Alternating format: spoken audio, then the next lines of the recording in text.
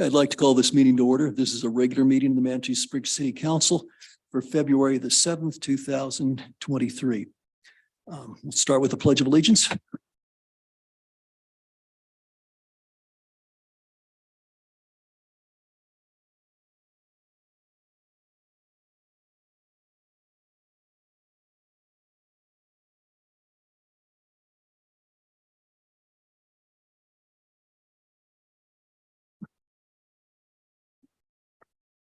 Great. Well, that's okay. We're just getting started. Would the city clerk please call the roll? City councilors, Judith Chandler. Present. John Shada. Julie Wolf. Here. Thank you. Natalie Johnson. Here. Michelle Weatherholt. Here. Mayor Pro Tem Nancy Fortune Present. and Mayor John Graham. Present. Thank you. Okay, the first item of business is approval of the agenda. Councilors, you've had an opportunity to look through the agenda in your council packet. I would call for a motion to approve this. So moved. Second. Motion is second. Judy wants to vote electronically? Okay, let's go ahead and vote.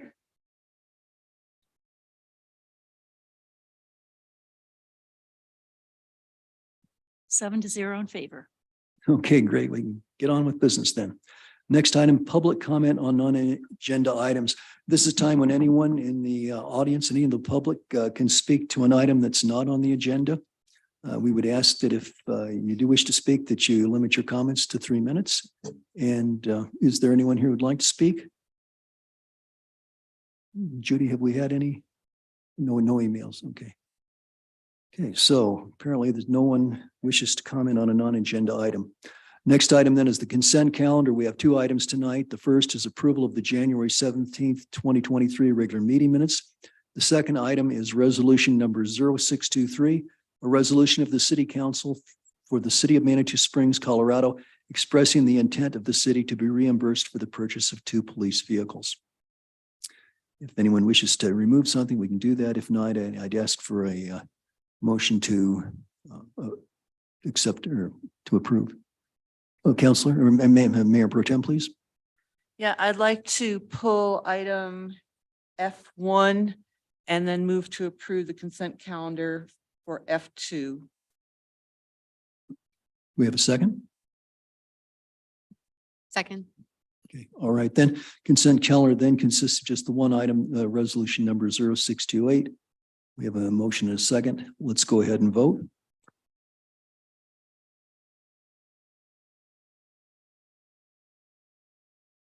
Seven to zero in favor.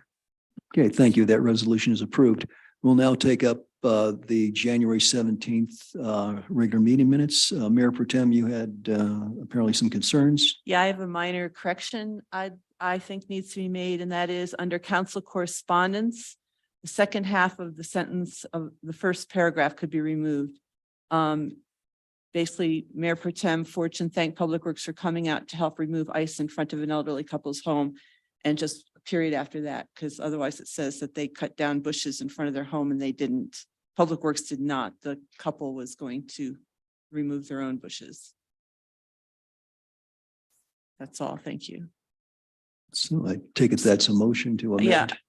Pending that correction, I move to approve the minutes from 17 January 23. I'll second. We have motion and second. Motion is to approve the minutes with the modification as stated by the Mayor Pro Tem. Okay, let's vote.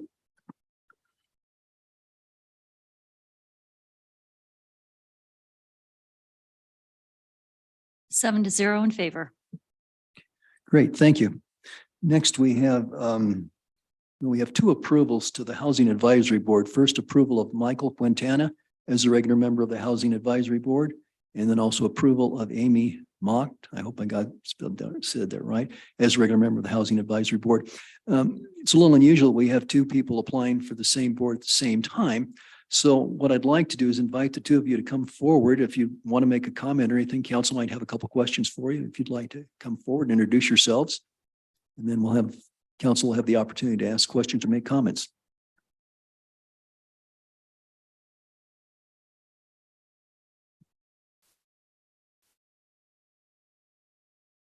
I'd prepared a few words, if that's all right, introducing myself and why I'm interested. Sure. Good evening, council members and neighbors. My name is Michael Quintana, and I really appreciate the opportunity to speak before you today. A brief background on myself. I was born at the Air Force Academy while my dad was in the Army, serving as an instructor there. Growing up, I lived all over the world. When I joined the Army, I chose Fort Carson as my first duty station and have lived in this area ever since. While in the Army, I served in a number of different program management, logistics, and operations roles and was able to learn to research issues and problem solve with seniors, subordinates, and peers alike. As my Army contract is coming to an end, I made the decision to submit my resignation so that I could stay in Colorado. I fell in love with the nature as well as the year-round opportunities to recreate in it. I've been in the Colorado Springs area for 7 years and lived in Manitou for just over 2 of those years as both a renter and a homeowner. My wife, Kate, and I had our first date at Swirl Wine Bar just up the road, and we bought a house up Midland Avenue 18 months ago and have loved every second of our time in this community. In June, Kate and I are expecting our first child. As we look toward the future, we want our little girl and her future siblings to grow up in a safe, inviting, and thriving local community. Kate and I both have a dedication to and history of public service, mine in the Army and hers as a professor at UCCS. Since transitioning out of the Army, I've been searching for an opportunity to serve my community in another way. I believe that being appointed to the Manitou Springs Housing Advisory Board is a perfect way for me to continue serving my neighbors in a more direct manner. Having been in the area for a number of years, I'm familiar with the beauty of the town and its community. However, I'm also aware of the issues surrounding affordable housing, an aging housing stock, and a number of other challenges that the board addresses. After reading through the guiding principles and action plan in the Housing Advisory Board's strategic plan, I can say that I'm committed to the objectives laid out in that document. While I do not have a background in development or architecture, I am an avid researcher with an inquisitive mind and the goal of creating a better community for the next generation. I hope to be given the opportunity to work with and learn from the members of this community to achieve that goal. Thank you. Great. Thank you, Mr. Quintana. Amy? Hi, my name is Amy Mock and I am a resident here in Manitou for this is my 9th year. My partner and I also own a business downtown in the Bid, and I've been serving the community in various ways during those 9 years, mostly with the Chamber of Commerce. I'm currently getting a master's degree in social work from Western New Mexico University. And I'm doing an internship right now with Homeward Pikes Peak, doing street outreach and case management for their emergency housing vouchers. I believe that housing is a human right. And I know that we have some challenges here in our lovely community, but I'm willing to face those challenges. And I hope you will have me on the board. Great, thank you. And with that, I'll open it up to council for questions or comments. Mayor Pro Tem? Thank you. I was at the Housing Advisory Board a couple of weeks ago when Amy and Michael applied or basically were interviewed by the Housing Advisory Board.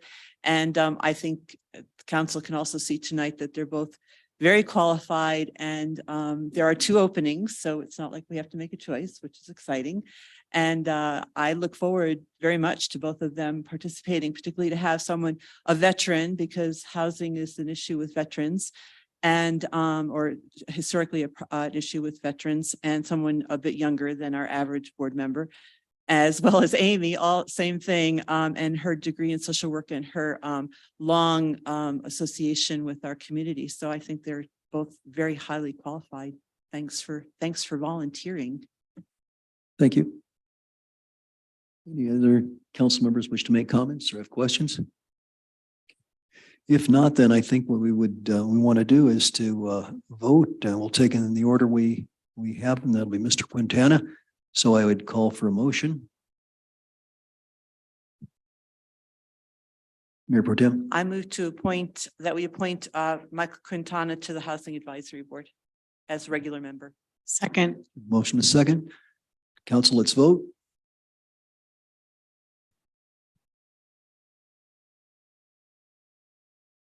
Seven to zero in favor. Great, thank you. Thank you, Mr. Quintana. And next item is approval of Amy as a regular member of the Housing Advisory Board. Mayor Pro Tem? Sure, and I also move to that we appoint Amy Mock as a regular member of the Housing Advisory Board. I'll second that as well. Second. Council, let's vote.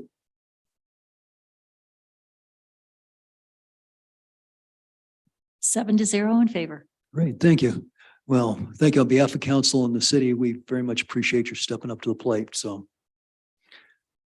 Thank you very much. Congratulations, and may your hard work be rewarding. Okay. Next item then is wastewater agreement with City of Colorado Springs. Denise, the City of Colorado Springs wants to buy wastewater from us. Is that it?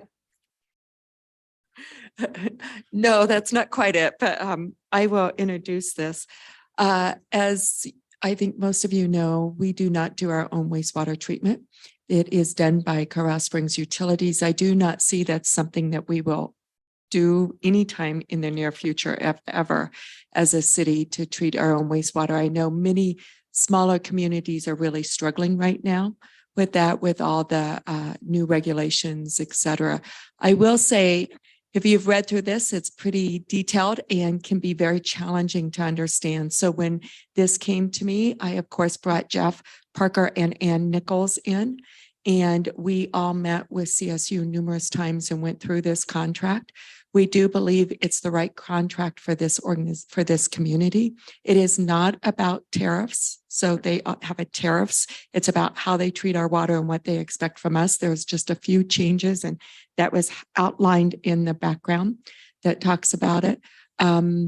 So I will open it up for questions. I do have Bill Bolsh here from CSU. If we have questions, I have Ann here, and I also have Jeff Parker. But we did go with a 25-year agreement with, of course, an exit clause, because again, I don't see that we're going to be doing our own wastewater at any time in the near future. So with that, I would open it up for questions. Thank you, Mayor Pro Tem. Yeah, thanks. This is just a curiosity, as opposed to anything having to do with the contract itself. But on page 8, paragraph 10, it talks about reusable return flows. And I'm wondering what happens. It says we have legal ownership of the water produced. If I'm understanding it correctly, I'm wondering what currently happens to that water. Is it just go into the Colorado Springs water system?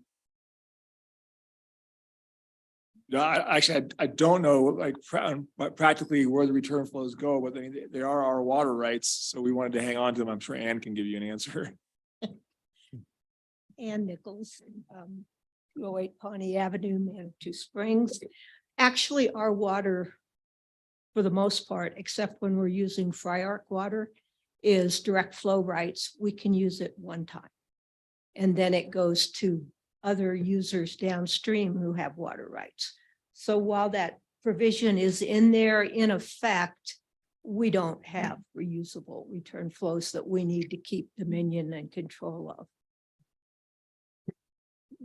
Can you just stay there for a second, Ann? We'll see. We may have more questions for you. How's it feel to be on Jeopardy? Okay. Councilors, other questions or comments? It was a pretty technical document. It was, I think we got a thorough workout. Okay, well, thank you, Ann.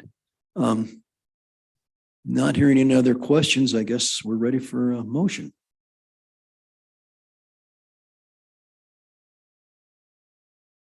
Okay, Mayor Pro Tem.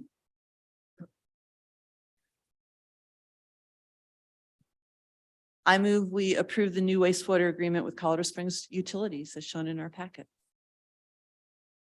We have a second? Second. Okay, seconded by Councilor Johnson. Any further discussion, council? If not, let's go ahead and vote.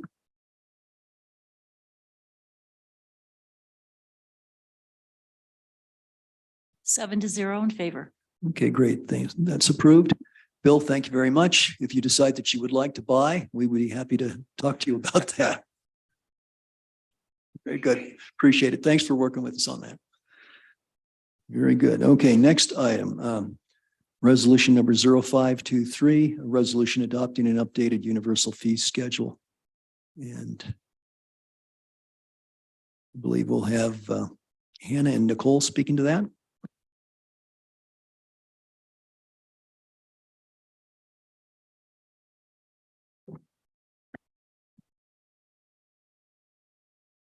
Great. Thank you, Mayor Graham.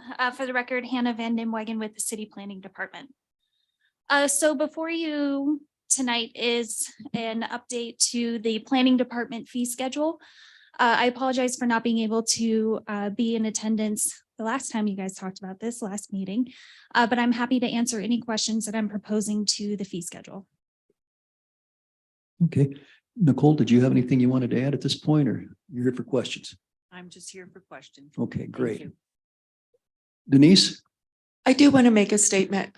There's not just changes, but when Hannah went through this, there were many fees or several fees that were there that we don't even do any longer. So she did a thorough cleanup of the fee schedule for planning. And you'll see that as you look at it. She took fees out that we had there that we don't do and those type of things. So she went through it from A to Z and did a total cleanup.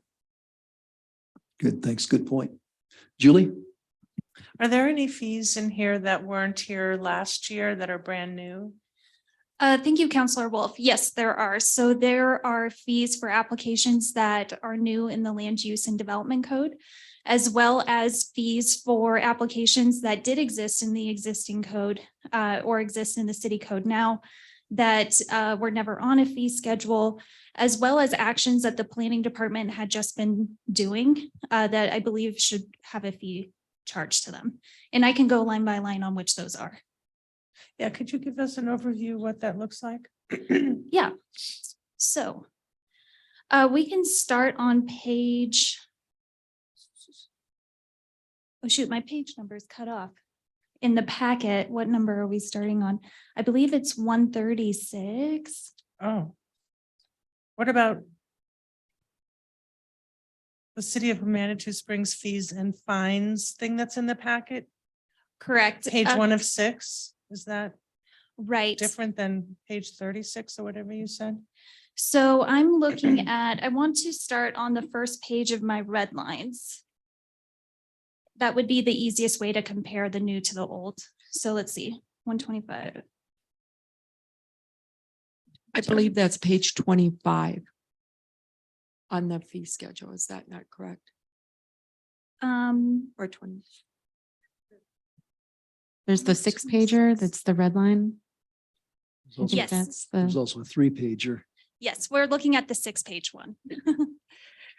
So on the, so at the top of that item, we do have a series of just plain changes that I'm proposing a fee change, but as far as new things that didn't exist, we do have a rework of the minor development plan process. So the minor development plan does exist in the city code and is being carried forward into the new land use and development code. However, what's new about it is we now are implementing a different landscape plan review process. So there are 2 new fees applicable if a landscape plan is required or if one isn't. So that would be new. So what was? So it used to be 600, I see $600 is in the black on the left column, and then there's a blank in the right column, and to the right of that, it says minor development plan. The word minor is then crossed out, no landscape plan required. So what does that mean? So that means that it's very similar to the existing application. So right now, a minor development plan doesn't inherently require a landscape plan, and I felt that there's no additional review needed, so I didn't feel there was a need to increase that particular fee. However, when we do add a landscape plan, which would be the next fee down in that column, I am asking for a $650 review fee to review a preliminary landscape plan. And the next item down is a $700 fee if that minor development plan includes a final landscape plan. So I pay for the preliminary and I pay for the final, I pay both? It would be if you start with a preliminary landscape plan. However, you are able to start with a final landscape plan. So the fee schedule helps incentivize the final landscape plan coming in initially. However, if you do feel a lot of trepidation with hiring a landscape architect upfront, the preliminary landscape plan would be a good option. However, that doesn't change the fact that a final landscape plan would be due later on. So if I do the preliminary and I pay $650, I owe an additional $700 to make it final, or do I owe an additional $50 to make it final? So further on in the fee schedule, there is a separate new line item just for final landscape plans. And that's what would be triggered if you start with a preliminary landscape plan. I don't understand. I hadn't gotten to that line item yet, but further on in the fee schedule in the planning department, there's a brand new line item for final landscape plans. So if I don't have a final yet, I just want a preliminary, maybe that's because I haven't hired a professional and I want input from staff to see if my own ideas might fly. Does that make sense? Is that a situation where someone might opt for the preliminary landscape plan? That's correct. A preliminary landscape plan is very similar to a final landscape plan. You still have to know what types of plants you want to plant and the quantities. So we are making sure that it would meet code requirements. They just aren't fully honed in on all the details in regards to irrigation planning, this, that, and the other that would come in with a final. Okay, so if I start with the preliminary, I think this is probably easy to answer, I'm guessing. I pay $650 for my prelim. Do I pay an additional $700 for the finalized? No, so further down in the fee schedule, there's a separate line item just for final landscape plans that would be $200.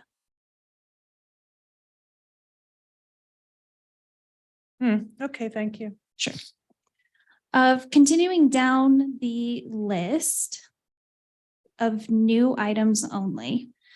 So the next brand new item would be a minor modification. So a minor modification does exist in the zoning code now. However, and we're carrying it forward into the new code. It basically is just very minor technical changes that someone can make to their development plan.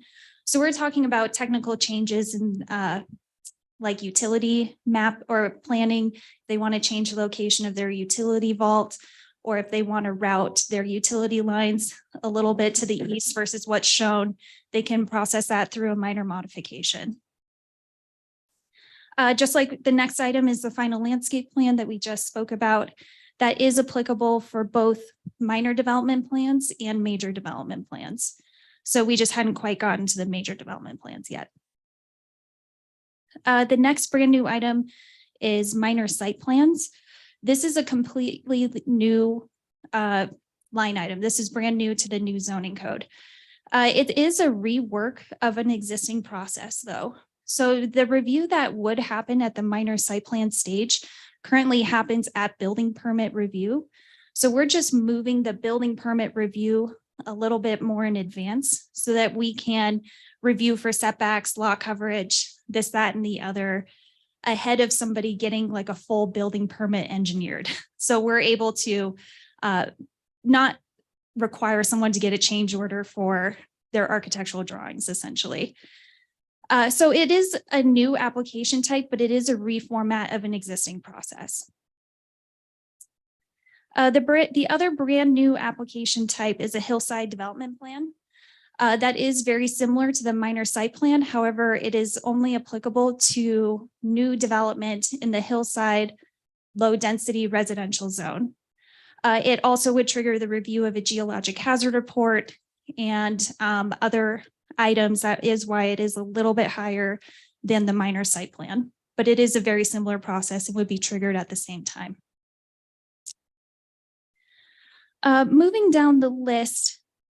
So that's all the brand new items on that page.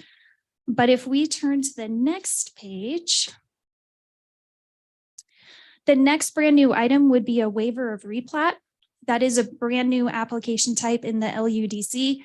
However, it is not new to Manitou Springs history. For some reason or another, the waiver of replat was removed from the subdivision code in the year 2000. And basically it allows for somebody to solidify an existing legal description that may not read as a very clean whole platted lot, as long as that legal description existed prior to 1975. And that's a whole lot of technical jargon, but basically the Manitou's very first subdivision code was adopted in 1975. And that subdivision code basically outlawed people's ability to buy up and sell off portions of their own lots. And so when we adopted that code, we basically said, okay, that's no longer legal. And that basically made everybody's legal description not legal in so many ways. But the waiver of replat allows folks to say that their property description, as long as it existed prior to 1975, is legal and should read and be considered one whole platted lot. So that did exist. This application type did exist for a long time, but was removed in 2000. I don't know why, but it's back. And it really just alleviates platting costs for people who want to do additions onto their homes. It was legal for them to buy and sell pieces of their property, and then we made it illegal. And now we're allowing them to have that property description recognized. The next brand new item is the boundary adjustment. That is a brand new application in the LUDC. That's where you may move your property line just like 5 feet to the east or west. Those are very minor changes to property lines. Any greater change would require a full subdivision. Continuing down the list, the next brand new item would be on the next page. And it would be at the bottom of that page where we have a series of red ink. So that's all brand new. Revocable permits and revocable licenses are existing things in the existing city code. They exist outside of Title 18. However, no fee was ever established, but they are uses of public property. So a revocable permit is only applicable when you want to use public property for a private use. I feel that that should be an application and that there should be an application fee charged, because we do need to conduct a level of review to make sure you're not blocking traffic, to make sure that you're not blocking ADA accessibility, and so on down the line. The next brand new one is a home occupation permit. Home occupations are currently permitted in Manitou, and they will continue to be permitted in Manitou. We're just tying it to a permit. That way we can better regulate what's happening and potentially revoke that permit if there ever was to be an issue that arises. And I understand that there was a question at the last meeting what home occupations are. Those would not be applicable to people who work from home.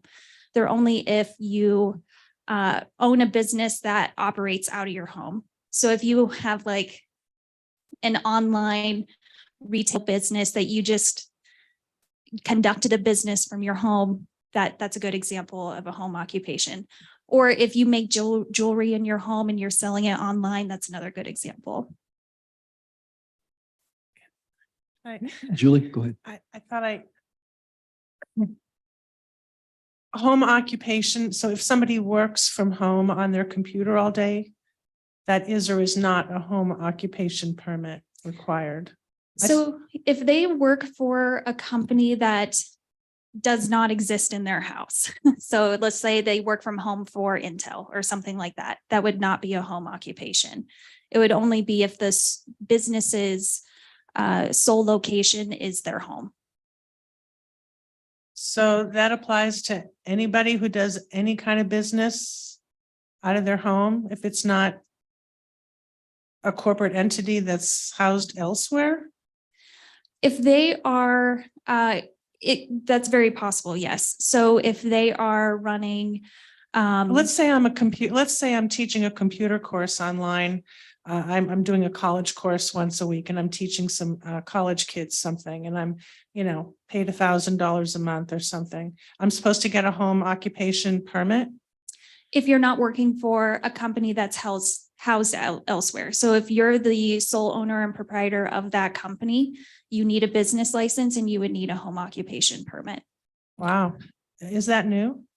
No, so the home occupation set of guidelines exists in the current zoning code. And those are largely being carried forward into the new zoning code. They are kind of hard to identify if there are no external impacts, but they technically would need, currently there is no requirement for a home occupation permit.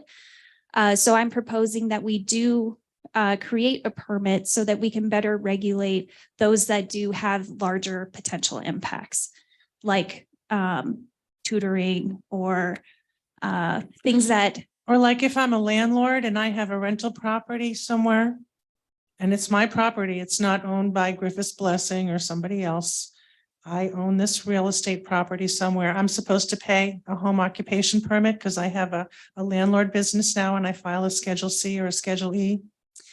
only if you're solely conducting that business outside of your home or within your Outside of home. Sorry, I Well, where misspoke. else would you conduct it? Within your home. So you would need a home occupation if you're solely conducting that business within your home. So you want all landlords to get one of these? Unless they have a real estate office that they work out of, then Wow. that's different. Did we vote on this Can or I- is that can I make a- something? I can Mr. address Parker, a little please. bit of this. Like, so for you have a home occupation chapter in your code. And you're asking good questions. And I think that, you know, we may want to revisit how you define home occupations and what you require a license for, because it may not make sense to require that you basically have to pay a fee and get a license for some of these things that are home occupations. I think when you look at your code right now, you can only have certain kinds of home occupations in your neighborhoods under the current code. And it lists them out. It says the following are permitted home occupations as a conditional use, basically. Is craft work, such as the making of pottery and jewelry, garment work, like tailoring, dressmaking, etc., office facilities, and it has for sales representatives, professional consultants, and professional services. That's kind of I'm not sure exactly how you define that, but it's, I'll finish the other four. Repair services for small electronics, tutoring, music lessons, dance lessons, etc. Artistic endeavors such as art studios, portrait studios, photography studios, etc. And then daycare homes not requiring an actual state of Colorado license. So when I read this, you know, this is from 2019, which is actually not that long ago, but it probably came from something before that. It seems to be trying to basically allow for activities that may have some neighborhood impact, but not a major neighborhood impact. And then it has another provision down below that basically has all these conditions for how they're conducted, how you advertise for it, et cetera, to kind of limit impacts on the neighborhood. And then it says specific exclusions. It says the following are definitely not home occupations that are allowed: body or mechanical repair for motor vehicles, animal hospitals, medical or dental facilities, and healthcare facilities providing residential services. So I don't think this is really written in contemplation of our internet, pandemic economy where you can now everybody's working from Zoom from home. And so Hannah's answering the questions kind of correctly under the code. But it may be worth having a look at the code and say, hey, we're not going to require home licenses for people to just do their real estate landlord business for one house they own or something like that. But if it's going to be an office where people are coming to the office and visiting and stuff like that, you probably would want to have either a regulation or a prohibition on that. I didn't mean to interrupt you, Hannah. I'm sorry. I kind of wanted to refer you to like what you have in your current code. So it was voted on by city council at some point, but I think you're poking some good holes and maybe we need to think about how we're actually doing this. So I really appreciate that because that's the part that wasn't making sense for me. If there's a neighborhood, I would propose that if there's a neighborhood impact, people are coming to your house because you're a seamstress and they got to try on your dress and fix it and see if it fits and all like that. That's one thing. But, if you have a house on Washington as your rental, you're going to pay $120 a year as a licensing fee because you happen to own a piece of real estate. Or what if I own, stock in something? I don't know. It gets pretty bizarre. I don't see the point personally in charging people who work from home where it's none of your business. No one's coming in, no one's going out. There ain't nothing happening. There's no parcels. There's no Amazon being delivered. You're just on the damn computer. I don't think we need to be fining people for not paying $120 a year for that. I don't see the point. That's and my personal. yeah, and I feeling. think that when you look at the context of this, the concept was to regulate businesses that have external impacts in the neighborhood, and then to prohibit ones that have big external impacts. And this is once again pre-pandemic, pre-Zoom, pre-everybody working from home. So you're not having customers coming, you're not having deliveries, you're not having mechanical work going on. Some No of these, parking some, yeah, some of problems. these things seem relatively reasonable and some of them don't, but ultimately, whether you have a fee or not, that's a whole, that's another issue. I think that, it does make sense to have a fee if you're gonna have to do the review. But maybe we need to look at how we're regulating these Yeah, differently. that makes sense. So, yeah, I don't necessarily have an objection to the fee, although it's not clear to me. Is this an annual fee or a one-time fee, or does it say that somewhere? It would be a one-time fee. It's not indicated as an annual renewal. And I also think, okay, so if it's a one-time fee, and I think it should not apply to all of the home occupation. I think it should only apply to home occupations where there's an impact, but maybe that's a whole different. Do we have to set that as a whole different first reading and change that? Well, I think if you're gonna look at the home occupation ordinance itself, you're gonna have to do an ordinance change. I mean, right now, we could talk, offline about, what we're gonna apply it to. It should only be applied to the ones that are listed in your chapter as being permitted. And so I guess, my quick answer would be that craft work, garment work, everything's listed that's allowed as a permitted home occupation. Those should be the activities that are paying the fee. The ones that are prohibited, they're not allowed. And I think anything else that doesn't fall within these standards, that is not going to have any external impacts. I would probably want to argue shouldn't even be subject to this. It wasn't intended to be regulated. It's not really a home occupation. And I think Hannah's interpretation is not a bad one, given your code provision that if you're working for a different company, then it's not a home occupation. If it's your own company, then it is. It's really hard It's to do kind of that. random. I think we should revisit this. I think we should not have a home occupation fee until we figure out what home occupation is. Personally, but Okay, let's bear in mind that we could come back and at a later date and revisit the home occupation ordinance and see how we want to straighten that out. Let's just kind of focus on the fee schedule for tonight, okay? So, Hannah, you want to continue and walk us through the rest of this? Yeah. So next would be a short-term rental permit. We talked about this a lot during the presentations for the LAUDC. It basically is a reformat of the short-term rental inspection. So we are proposing that we delete that particular fee in lieu of having an annual permit renewal. This would only apply to new short-term rentals. So existing short-term rentals were approved under a conditional use. Conditional use is run with the land. They are not tied to a specific property owner. So with the short-term rental permit, we're able to require an annual renewal, and that lets us make sure that the short-term rental is being run well, that we don't get a lot of complaints. And if there is an issue, we can revoke the short-term rental permit. A conditional use, we could also revoke. It's just much more difficult. But the short-term rental permit gives us a little more teeth to regulating short-term rentals that don't operate well. The next one is a long-term occupancy permit. That is a reformat of an existing item. Currently, the long-term occupancy section of code, it only applies to the long-term occupancy of hotel rooms. So just regular rentals of homes or apartments would not be subject to this permit.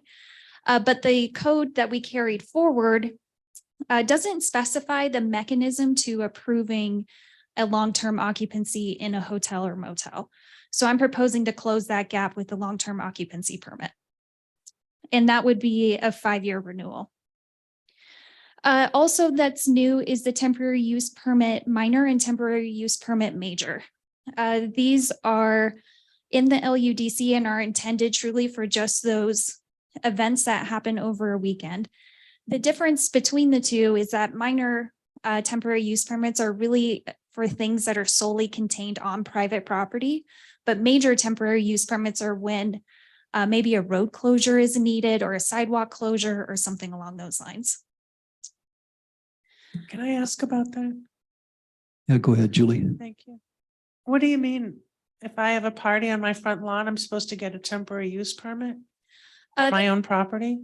Thank you, Councilor Wolf, for that question. There are parameters, and so just a regular party on your property would not be a big enough event to need a temporary use. It would be like if there's a large company party or something like that, that's taking up maybe the whole parking lot, that would trigger a temporary use. A parking lot? Just I as thought an we were talking example. about private property. Yeah, a parking lot on a piece of private property. So for So if I'm example, having a party and my parking lot that is my parking lot with all 2 cars is full, then I need a temporary use permit?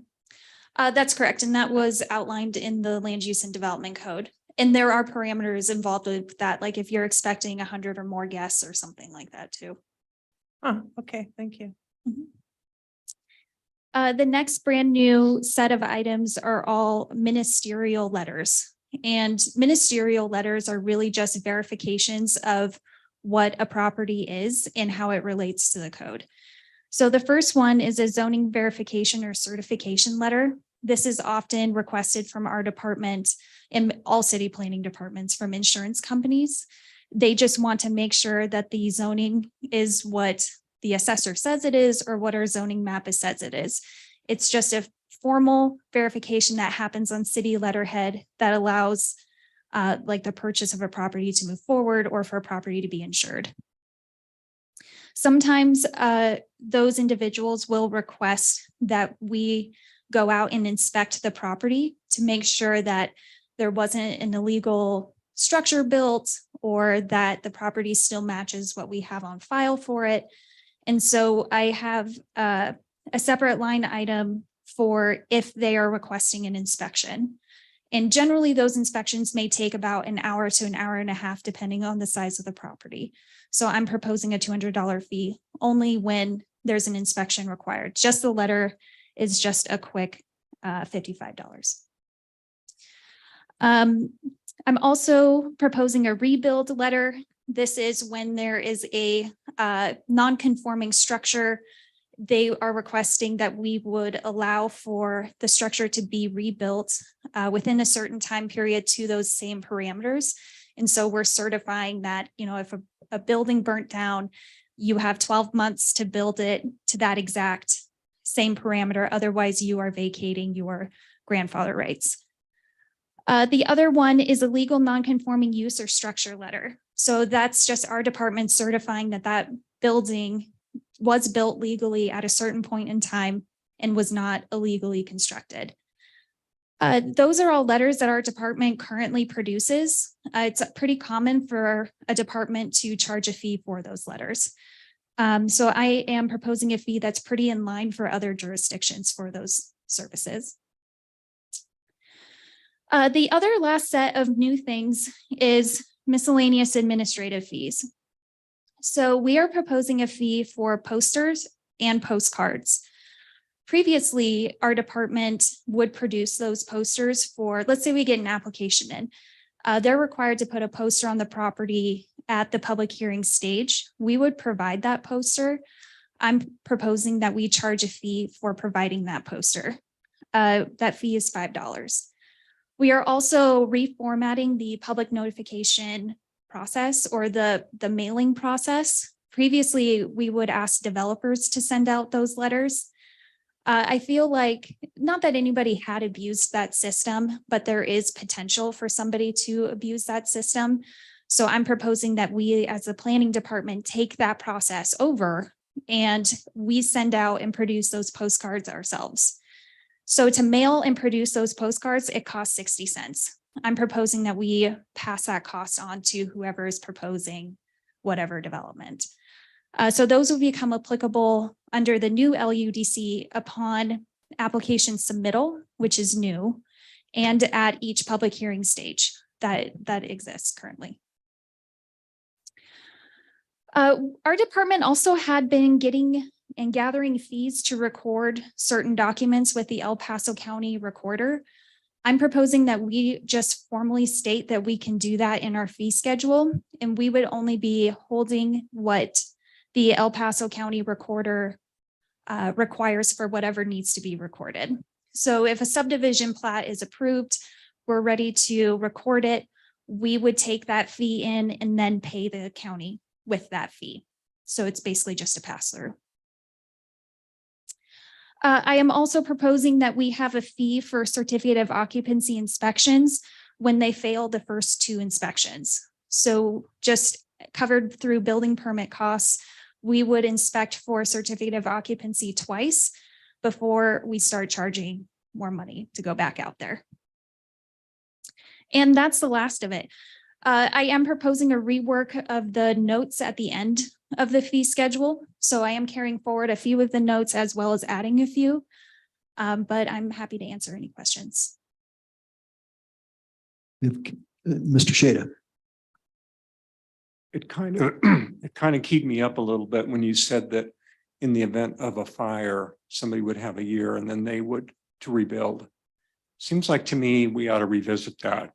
In lieu of the Marshall fire, there's one person who's moved back in out of 1,084 homes. Things are moving a lot slower when there are fires. So I really think we ought to maybe think about how to change that as a note. I really think that could be, I mean, heaven forbid we would ever have anything like the Marshall fire here. But even if it's just one person who loses a structure to a fire, you know, sometimes, especially in our complicated community in terms of getting things up roads and contractors and finding property lines and all those other kind of things, I can see how somebody could take longer than a year. I know that's not in here, right? In terms of in the fee schedule, Correct. but it just seems like to me, we ought to maybe take a note. That ought to be something we ought to fix. We've talked about kind of reviewing our code, you know, like mid-year. It seems like to me, that's something we ought to take a look at. Sure. Thank Yeah. you.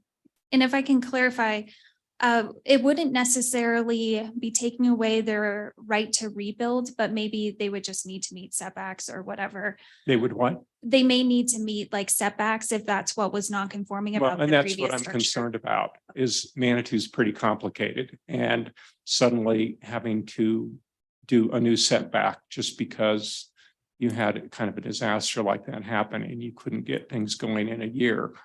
You know, Boulder's a pretty sophisticated community, and for them to kind of go through this whole thing and only get one person moved in after a year. Okay, I can see if we had a small little disaster in the area that could be really complicated. So I just think we ought to look at that time frame. Thank you. Okay, thank you. Other comments or questions? Judith?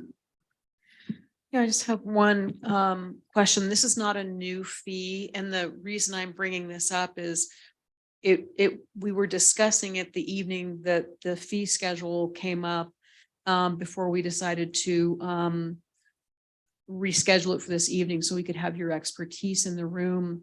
And that was, it's on page 2 of 6, and that was the appeals fee of $550. There was some discussion about when the staff or commissioners council declines to vote in favor, that's a fee that the person would have to pay. And so I don't have an opinion one way or the other, but it was a discussion that was stopped mid sentence. And so I was just putting it out there in case council wanted to revisit that. Julie? On that same point, I seem to recall that the appeal was not simply an appeal from planning to council or from HPC to council, but it was also considered an appeal if the staff made an administrative decision that was challenged and it had to go to planning commission for, is that an appeal where you'd have to pay $500? That's correct. Yes, that would be an appeal of an administrative decision. And are there any decisions that would ever be made that wouldn't be considered an appeal when you're moving up the chain of command, if you will? Like, is an appeal everything? Every time you go up, that's another appeal and that's another 550 each time? That's correct. So if, let's say, for example, the decision was of something that staff has the ability to make, so it's within our power to decide on, someone would pay, and they disagreed with that decision, someone would pay $550 in order for the city planning commission to hear it. then they would have to pay another $550 if they disagreed with planning commission's decision for it to be heard by the city council. There's not a decision that staff would make that's not appealable. So every decision that we make does have the ability to move higher up the chain. Judith? I just find that maybe we need to look at that again, because to me, that seems excessive. An excessive burden, when you're appealing, the staff decision to commission and then to council. So, again, I don't have any, a dog in the fight per se this evening, but I think that we need to think about that.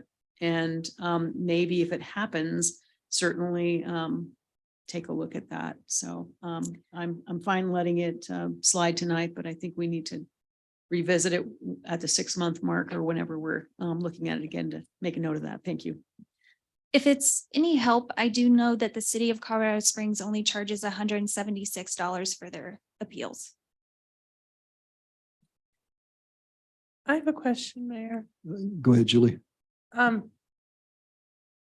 If there's there's something in here, I don't think we should have a fee for a home occupation that isn't clearly defined or is defined to include more than what we meant or something or other. I mean, is it going to be all or nothing where I have to vote no on this if that home office occupation fee is going to stay intact, or is there a way for us to break this out?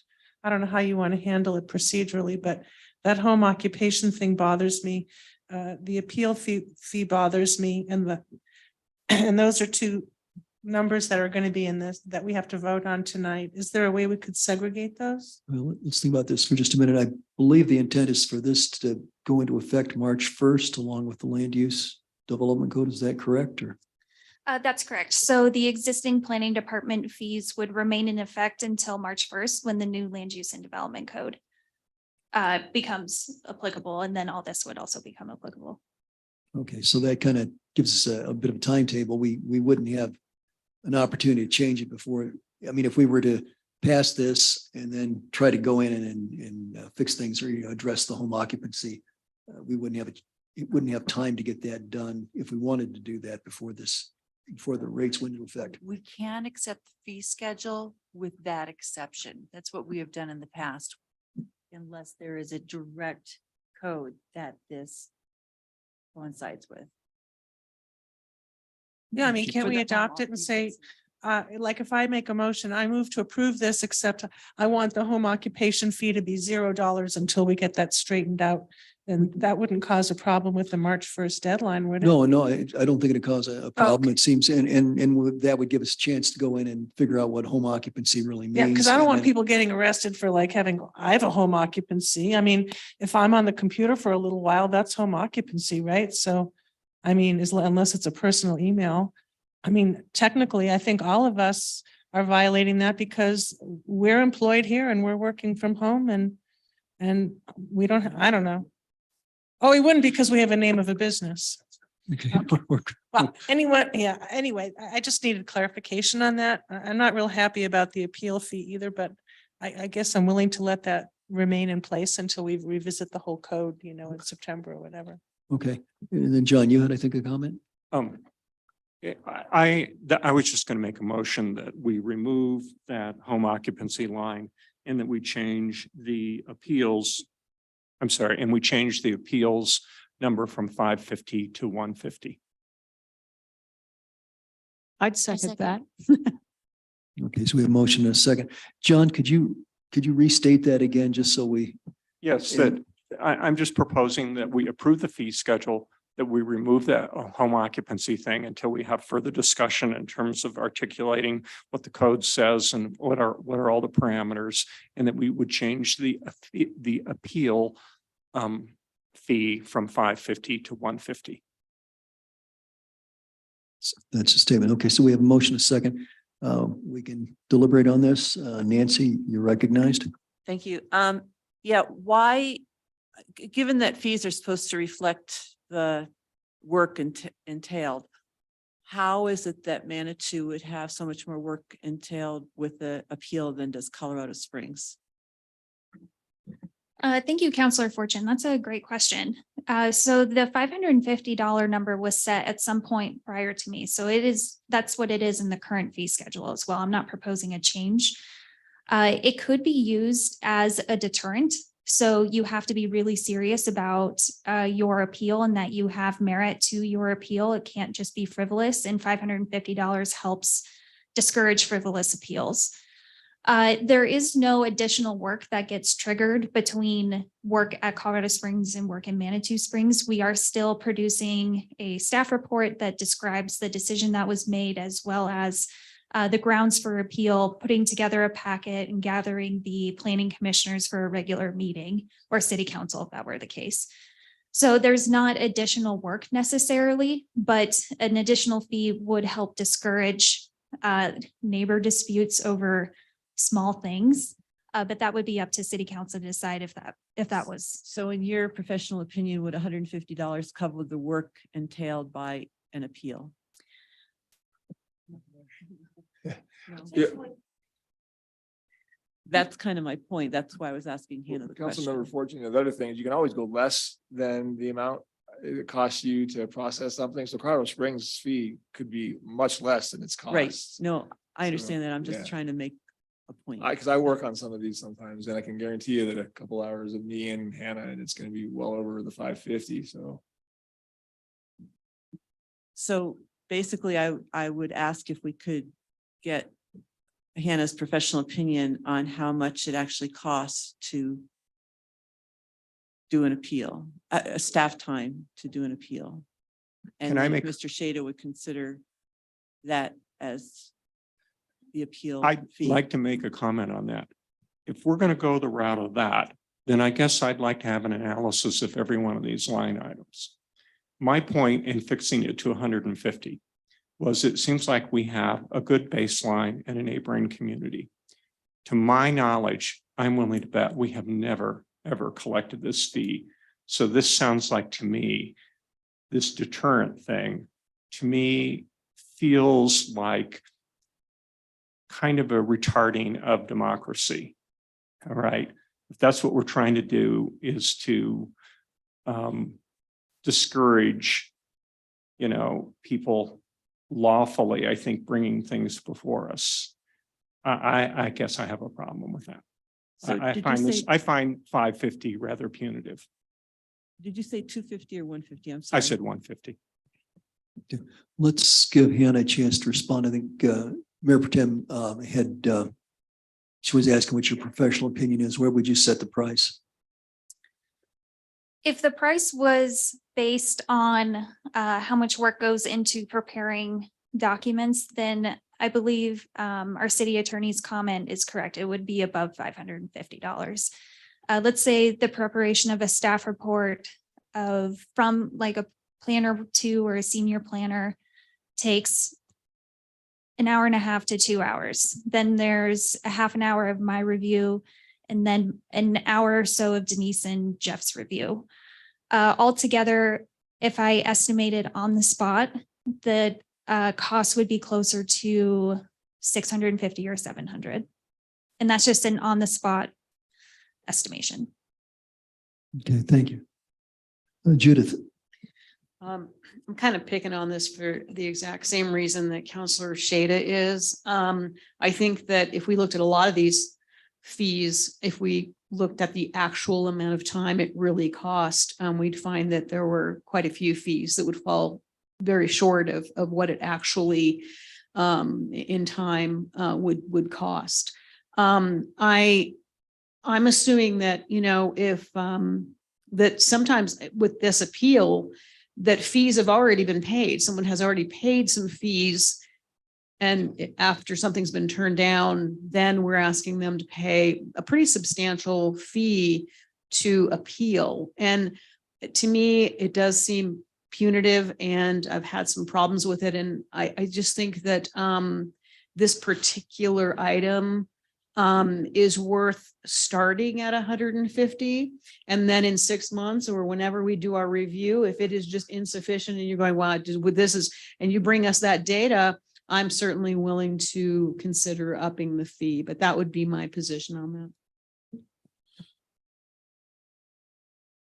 Other comments from council? Okay, so again, the motion is to go with it as presented, except to remove the home occupancy provision right now. And I think the intent is we would come back and revisit that. And then the second thing would be to take the appeal fee from $550 to $150. Did I state that correctly, John? Yes, you did. And I guess I'd like to speak on that just real quick. It seems like to me, if we get a avalanche of appeals, okay, and we feel like that is really a burden on commissions and council and staff and whatnot, seems like to me that could be revisited. I have a feeling that this fee is not going to necessarily change anything. I just think the optics of it look punitive. Thank you. Yes, question, Hannah, and you've only been here for a relatively short time, but do you have any sense of how many appeals we get per year? Appeals are pretty rare. They do happen, but if I estimate, I haven't seen an appeal happen yet. But if I can use Colorado Springs as a baseline, for a community much smaller, maybe 1 or 2 a year maximum would be my guess. And that can always change, of course. Okay, that would be my guess too. And it seems to me like the cases where we really had appeals that became controversial, those were from developers who were, they had pretty high expectations of the city. So, okay. Maybe that helps frame the question. Okay, any further discussion, council? We have the motion in the second.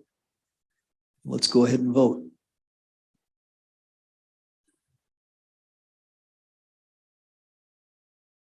We have a 6-1 vote in favor with Mayor Pro Tem Fortune voting no. Okay, all right, thank you. So the rate schedule is approved with the removal, at least for the time being, of the home occupancy provision, and the appeals rate will be set at $150. Appeals will, I guess we'll revisit that in 6 months when we come back to the whole land use code. In the meantime, I guess we've got some homework to do relative to home occupancy. So thank you very much.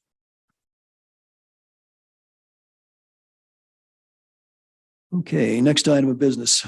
First reading of ordinance number 0123, an ordinance repealing and reenacting section 13.08.050 of the Manitou Springs Code of Ordinances concerning connection charge, section 13.20.010, charges established in repealing and reenacting section 13.06.010 concerning sewage system required for all properties. Okay, and Becca, you are here to explain this to us, so you have the floor. Good evening. This code change provides clarifications to the current code. They don't change the current code's intent, but are to help ensure that confusion that has occurred in the past does not occur in the future. So the first change states that tap fees cannot be waived. And this is the intent of the code. And the way the code is right now is there are no exceptions to the tap fees, which indicates that they cannot be waived. And now the code is going to state it in the sections that reference tap fees. And second, this ordinance adds language from section 13.04.020 of the code to the section 13.06.010 regarding the sewer system and septic tanks. and other individual sewage disposal systems. So it's to ensure that the exception which currently exists and is in section 13.04.020 is known and not forgotten about when people read section 13.06.010, because I can tell you that has occurred and has caused confusion. And then someone else finds this other section of the code and brings it up, and then we have to discuss. So this way it makes it clear, and it's should remove these confusions in the future. Great, thank you. Mr. Parker, do you have anything you'd like to add? Other than turning on my microphone. Yeah, I think ultimately, I don't think there's any provisions in your code allowing for a waiver of any of your fees. You basically set your fees via ordinance. And if you want to change your fees, you can do that, or you want to allow for waivers, you could put that in the code for any fee. But, that's been the interpretation of mine since you started, but, I guess the tap fee issue has been a particularly pointed issue lately. And so I think city staff felt like it was important to make sure that there's no confusion about the tap fees in particular. Great, thank you very much. In that case, council, question, Mayor Pro Tem and then Judith. Yeah, thanks. In 13.06.010, it says that the city administrator, the public works director with health department approval may waive the connection blah, blah, blah, for septic system. And it just seems like that is open to subjective decisions. The only criteria was, or the only example for criteria, I think, was geographic or geologic things. So that just kind of concerned me, and I didn't know if you had more thoughts on that. Because I'm not a fan of septic systems. I'm concerned about septic systems in our watershed and so on. Right. It has been applied when it's a geographical issue. So it has occurred where that was allowed when it was on the outskirts and connection was not really feasible. So that's, as far as I know, is when it's only been applied. I don't have any more insights other than that. Yeah, my understanding, this is the exception's been in your code. I could look, but I think it's been since I've been your attorney, like 15 or 20 years. And it's actually topographical characteristics, like, basically flowing downhill. The whole saying is it flows downhill. And there could be a situation where you just literally can't install a sewer system without, millions of dollars. And so you could always basically take it out and say you can just not have septic at all. That could No, be- I'm fine with the exception. It's just my concern is that the city administrator or the public works director has the authority to waive or to allow a septic system. And that just opens it up to, it could be a very subjective decision. That's my concern. Well, or maybe change the wording. So except for the unique circumstance of topographical characteristics. Right. Well, Yeah. right now it says except for under unusual circumstances such as So just Yeah. topographical would be the only. be the only exception, Criteria because for I think that's exception. where it's only been applied. Denise, I think you have a comment.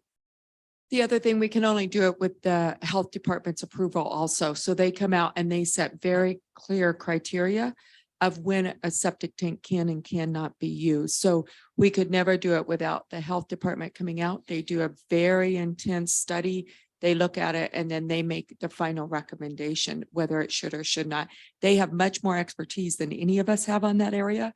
So that's why it does say with the health department as we move forward. Another option would be just to limit it to the city administrator and not have the public works director have that authority. So it goes to the top managerial official in your city for the final decision. That would be better. Oh, Judith. Judith, you're next. Well, I'm just segueing into this because I had the exact same question, and again, it's on page 2 of 3, and it's the 13.06.010. so everything that Mayor Pro Tem Fortune already commented on, I wanted the Public Works Director removed because we don't currently have one. And there's some question about, what the structure of Public Works will look like. So because there's no one in that role, that would leave the sole discretion to the city administrator with health department approval. And so, again, that rests solely on the city administrator's shoulders. So if council is comfortable with that, I'm okay with that. I don't know that it needs to be a council decision. So, but I would like Public Works Director taken out. Thank you. Julie, I'd like a little more discussion on whether we even want to allow new septic tanks in Manitou. I know more about septic tanks than I wish I knew after this past year with the situation.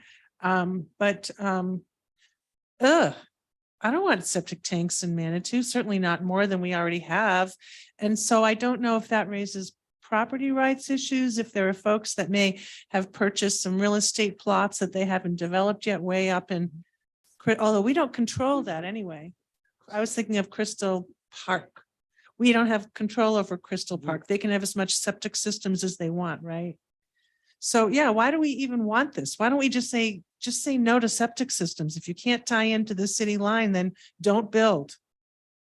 Why do we want that? It gets icky in your groundwater. It's disgusting. I was asking myself that question when I read this the first time, and I guess my thought was, would the city be under an obligation to extend a sewer line, or would the city be burdened if we require someone to hook up to a sewer system? At Would least in we- Colorado Springs, because this was one of my cases. Well, The city was not gonna pay. It was the homeowner who wanted to make the connection all the way. Well, bear with me. If it's the homeowner's responsibility, I guess that's one thing. But if the city were under some sort of obligation to have to upgrade our sewer system or something, it might simply be, one of the considerations might be the practicality of it, the economics. Well, can you address that, Jeff? Is there a way that the city would be stuck having to spend all this money to improve our system so that we can avoid some new property developing with septic? No, I don't think so. I mean, it's usually it's the owner's burden to pay for any connections to their property.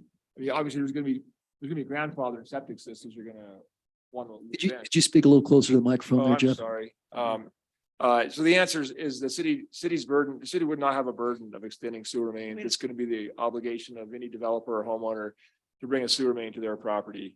And so, but there's going to be existing septic systems in your town that will be able to be grandfathered and continue to operate. But the city has the authority to do that as a home rule jurisdiction, to just basically require it, period.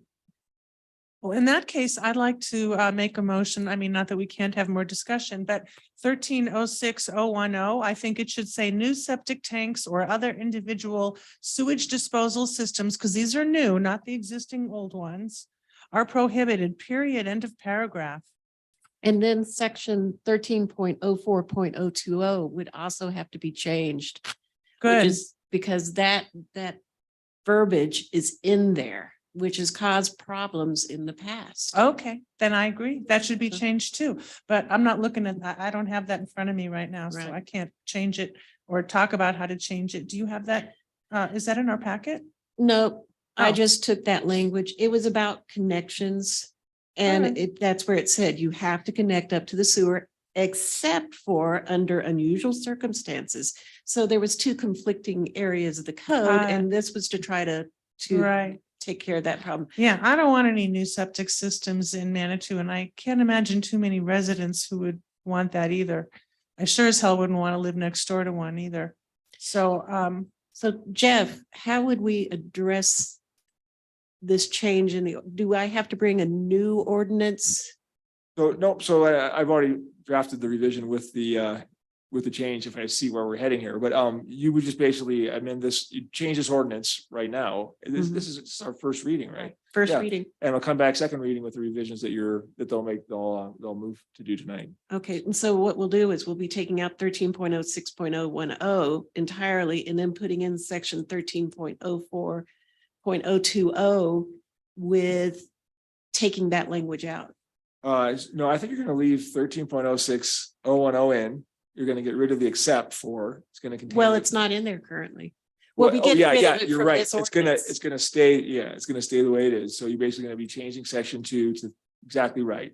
To Okay. 13.04.020, and you're gonna get rid of the last sentence that basically allows for septic systems under unusual circumstances. Yeah, Right, you're ahead of me there. Yeah, thanks. If that's where you go. right. Okay. So we just need a motion thereof. Yeah, I'm not sure I followed all that, so I can't make the motion. I'm not sure what they just So said. I can rephrase it. Right now, 13.06.010, which is gonna be, it's actually currently being revised in this ordinance to include that exception for unusual circumstances. Because right now it's just a straight prohibition. We're gonna take that out of the ordinance. It's gonna stay the way it is, prohibition. And then we're gonna amend the provision that has the unusual circumstances language in it, which is 13.04.020. And that will become the new section 2 of this ordinance. So you're gonna basically be prohibiting it all outright, if that's where city council is heading.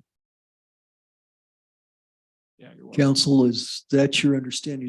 Does anybody not understand what Mr. Parker just said? Do we need clarification or is that clear enough? It It's sounds clear like enough. that's We clear don't enough. have 13.04.002. We don't have that one in front of us, which we should, but we don't. So we can only go so far. Yeah, it wasn't being changed. Right. Which is why it wasn't in Oh, here, okay. but on the next reading, it will be in there because it is now the section that is being changed. We're, Yeah, Does that instead of make sense? adding the exception to the 13.06.010, we're taking the exception out of 13.04.020. Okay, no, so Jeff, tell me, can I take a stab at this and then Jeff can tell me if I said it the way it'll work? I want to move Okay, to. Jeff, are you willing to do that? course. I can give you the motion if you want me to. It's up Yeah, to you, up to you. well, yeah, try to make it so that we can understand what you're saying. I'm a lawyer. That's really difficult to do. Okay, so you're gonna, it would be a motion to approve the ordinance, but with a revision to change section 2 to read, hold on, it's section 3 to read as follows. Okay. Section 13.04.020 of the Code of Ordinances is amended to provide as follows. And then this is how 13.04.020 is going to read. 13.04.020 connection required. The owner of any house, building, or property used for human occupancy, employment, recreation, or other purposes situated within the city and abutting on any street or right of way in which there is now located or may in the future be located a collection line of the city is required at the owner's expense to install suitable toilet facilities therein and to connect such facilities directly with the proper collection line within 90 days after official notice to do so, provided that the collection line is within 400 feet of the property line. So, okay, so yeah, 'cause I hadn't read it until I actually printed it out. What you would be doing is you would be deleting, and so that section right now includes the language at the end of this that says, under unusual circumstances, such as unique topographical characteristics, the city administrator or the public services director with health department approval may waive this connection requirement. So we're taking that out. And so just to follow up on that 400-foot limitation, that I didn't catch that until I read it. So that's in state statute. So it basically says a municipality can require any homeowner that's within 400 feet of a sewer main to connect to that sewer main. If you're outside of 400 feet, you can't do that. But you're a home rule jurisdiction. And so my quick interpretation is that that's a matter of local concern. And you don't need to basically, you can require a connection no matter what. And so I guess now that we're talking about this, I'm glad you had me read it because I'm trying to do things too quickly tonight. This basically says that the city can tell anybody in the city right now on a septic system that you have to connect to a sewer main. And then that would end up being at their cost. And so Right. And so the state law right now allows for that to happen if they're within 400 feet, which basically is sort of what the state feels like is close enough to make it a requirement. And I think when you're applying that to existing homeowners, the problem is that it may not even be possible without, $1 million pump station or something, because it's not going to flow the right way. And so I guess I'm thinking maybe this needs a little more thought, given that you have, maybe it should be, I think, given that you basically are thinking about changing the entire application of this section, frankly, I guess my problem would be is that if you get rid of that 400-foot limitation, then you're getting rid of the exception. That's problematic for existing homes.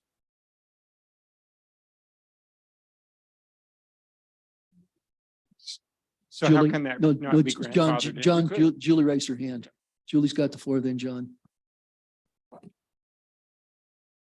What if we eliminate the city's legal right to force a septic system person to connect to the sewer line? I mean, if there's if the septic isn't working properly, the health department can be notified and they can come in and shut you down. So maybe we don't have to worry about the city forcing somebody, or maybe we could say the city can only force you to connect to the sewer line and to disconnect from your septic system if you're within 400 feet. What about that, Jeff? I mean, the problem with that, honestly, is that you could be like 100 feet away and the topographical considerations. It's still $1 million to pump it up Right. against gravity. Right. I'm not, I guess. the What do we question- just eliminate completely the city's right to be forcing people to change what they already have? I mean, I guess my thought would be is that it's kind of nice to have that authority, because there may be a situation where we're moving the sewer line near you, and now it's your time to connect. Hmm. And who knows, Mhm. I wouldn't want to get rid of your authority. I guess maybe we need to distinguish between new developments and existing ones. Maybe that's the real issue. Like, I'm hearing mostly from city council before we read this more carefully, that you don't want to allow new developments to connect to septic systems. And you want to. Wait, that we don't want new You don't development? want new developments to connect to septic systems. Oh, to septic, Right. But, right. yeah, right. I mean, that's Well, I really where mean, the conversation was that's going, at me. least, yeah, if that's where you're heading.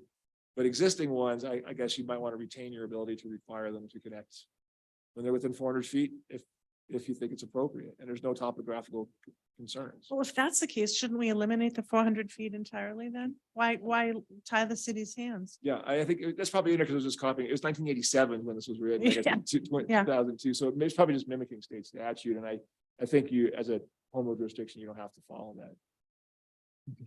So we would actually modify 1304-020 to eliminate the 400 feet, but still allow the city to come in and force a septic to switch over. Right, and then what you have is then you basically have the existing 1306-010, Uh-huh.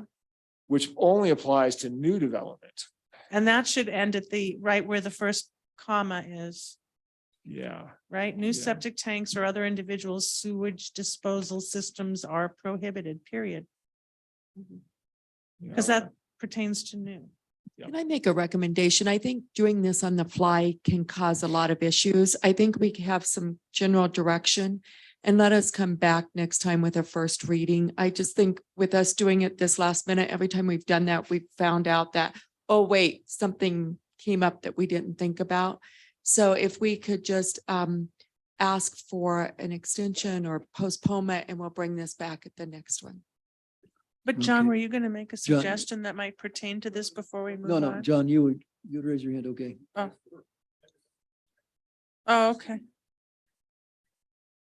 Oh, Okay, we still got a few questions, so let's continue the discussion here, just to see where, Natalie? I'm comfortable with Denise's request, but I just wanted to add the addition of, like, I'm intrigued by this conversation, but I'm wondering if there's unintended consequences that we haven't considered. So just if that could be included as well in the ongoing conversation. Yeah, we can bring some information of how many septic tanks we have, how many's been asked, some information that we don't have that we do not have tonight. Yeah, and I'm just sorry to keep talking, but when you read it more carefully, there was a conflict between those two provisions, but in a way, maybe not entirely, because the 06010 was for new houses. And the 130420 was for any house existing, and so they can be interpreted harmoniously if you wanted to do it that way, but I think it seems like there's just, I guess we do need some direction before we finish, though, if you want the prohibition to apply to new developments or not, we could bring you back a new ordinance. Do you want us to discuss, to vote on that tonight about new development, or do you want to wait? Like Denise was saying. Let's give the rest of council a chance to weigh in and finish the discussion. I think that should provide sufficient direction to Mr. Parker as to what we want to do. I just want to quickly say that we did have a new development that, because of the topographical concerns, went with a sewer, and this was, I mean, with the septic system, and this was back in 2022. So it was recent. So we do have to alter the language somehow to ensure that it's understood that new developments really do have, they are not allowed. Yeah, if that's where city council wants to go, I agree. Right. We're gonna have to make some revisions based on this conversation for Okay. sure. Did you have anything else, Natalie, that you wanted to say? Okay. Anybody down here? Okay, so John, okay. I concur that we ought to be really conservative on this septic thing. I want to remind everybody that in recent history, we had pretty significant water quality problems with sewer issues going on in the neighboring communities up the pass. Okay. And I think we need to keep that in mind, that in our kind of rocky soils and stuff like that, I think it's very difficult to contain this material. I mean, we're not in a typical, situation where this material, I think, easily breaks down and dissipates into the ground all that easily.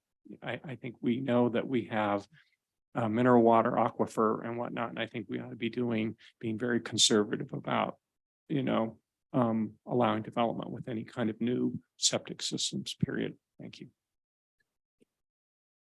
Okay, Mr. Parker, Jeff, in light of this discussion and seeing that there are certain intricacies and interdependencies, do you think you've got enough to go back and take another cut on this? Yeah, let me just sort of see if I can reiterate where I think city council wants to go. It seems like we want to basically not permit septic systems for new developments. And then with existing developments, you want to retain the authority to require them to connect to the septic system within 90 days of a notice. And I guess the question is, do you want to leave the 400-foot limitation in or take that out? And it seems like if you want to take that out, you would basically then also retain the discretion to basically not require a connection if there's unusual topographic circumstances for existing homes. Okay. Nancy has the floor. Yeah, I'm not prepared to make policy on the fly right now. I need more information. I'd like to have more information on how many septic systems we have, as Denise suggested. I would like to get some more information from Fountain Creek Watershed District. And so on. I think that, but bottom line, I don't want to make policy on the fly. That's me. Okay, and I think Jeff was basically trying to get a sentiment of where council wanted to go with this, so. I think Jeff is just trying to ask, he's going to propose some different language, and this was just one way to the proposal that we can all vote yes or no on. We're not going to vote tonight on something that hasn't come to us yet. Do you want Jeff to spend time and money drafting? a different This ordinance? is the opportunity here for council to, I think, okay, my sense of this is we want Jeff to take this back to the drawing board. And he wants to know what we want this to look like when he brings it back. Now from Mayor Pro Tem Fortune's comment, I guess the question is, do you want me to bring back what I described, or maybe Denise would do a little research and give you some recommendations as to unintended consequences, and you can have a first reading again. Or maybe you have a conversation before we even bring you another ordinance. This is not something that we need to do tomorrow. Can we do some research, bring it to our work session, have the conversation, and then that gives us direction. I don't have a date that I can have that done, but I will let you know, Mayor, when we can be able to do that for a work session. And then we'll go from there. Does that work for everybody? So we can have a debate, a conversation, and then you can give us direction from there. I see heads nodding. Does anyone object to that? No. My only Okay. concern with that is I want to make sure that we don't have any new septic systems going in between now and when Denise squeezes that in, because it sounds like it might be a 9-month delay or more. If we can't get back to the land use development code that we wanted to do until September, because Denise said we're all booked up until then I just don't want more septic systems being installed between now and September, especially since Becca said there was just one in 2022. So I'd like this to come before us pretty quickly for a first reading. Just to point out, right now, leaving the status quo with no changes, new septic systems are not permitted. Oh, they're not permitted with just under the public the current works or code? any? Nope. Then Becca is no longer feeling ambiguous after today's meeting? Is that my concern is with her since she said it was ambiguous? Right. I did feel like it was ambiguous. So, but with Jeff Parker's interpretation, we now have legal opinion that we can reference. So if this comes up again, staff will be on the same page. So I can just clarify my rationale is that your current 13-06-010 new septic tanks are prohibited. That there's no exception in that section. And then the existing other section 13-04-020 basically says that if you're within 400 feet of a sewer line, the city administrator can make you connect unless there's unusual topographic circumstances that basically justify you not connecting. So right now, new ones are not permitted. And if you wanted to, then you can just decide what you want to do after that. Well, then why did the new one get permitted? There's a 2022 brand new septic system that got authorized, even though our law says it's not permitted. The How way did that happen? The way the code was interpreted was. Who oh, interpreted it? The city attorney? Was it somebody other than Jeff? It Were was, you asked to interpret the code last year before we approved a septic system I'm to not go sure in? which one we're referring to. I don't recall it. So I have to take a look. This is really kind of we're getting wrapped around the axle here. I think the point is we see a disconnect and some confusion and inconsistency in our code, and we want to get that straightened out. If you're like me, you're probably more confused now than you were half an hour ago. So let's all give Mr. Parker a chance to go back and think about it. Denise can do some research. We'll take a deep breath and we'll sleep on this and we'll come back to it at a future date. Anybody opposed to that? Okay, thanks. Can I just Sure. segue onto Councillor Wolf's question of when this could come back for a work session? What are we looking at? Just curiosity. Can I get back with everybody in the next 2 days with that? Let me look at the work schedule, what we have going and when we can put it. I think it will be fairly quickly. I'm thinking March, but I'll look at it and talk to the mayor of what dates work and how we bring it back. Yeah. and So can we let everybody know by Saturday? I think let's Saturday.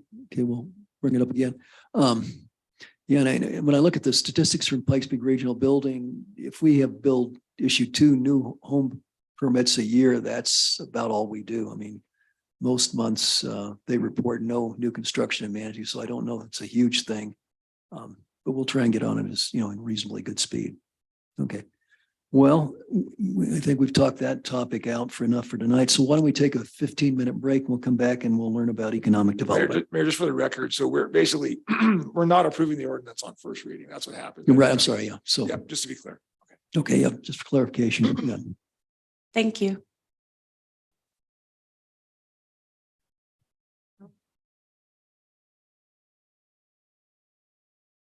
That's up, Um, I'm, whatever you want. I would have no objection if Mr. Parker wants to leave him. Right, I think we're just talking, Natalie, my understanding is it's going to be kind of a high level initial discussion, yeah. So, yeah, Jeff, I think if you want to, I appreciate it. Head home, yeah. I'm happy to stick around, but I'm just happy to get home. So. right, got it. Thanks.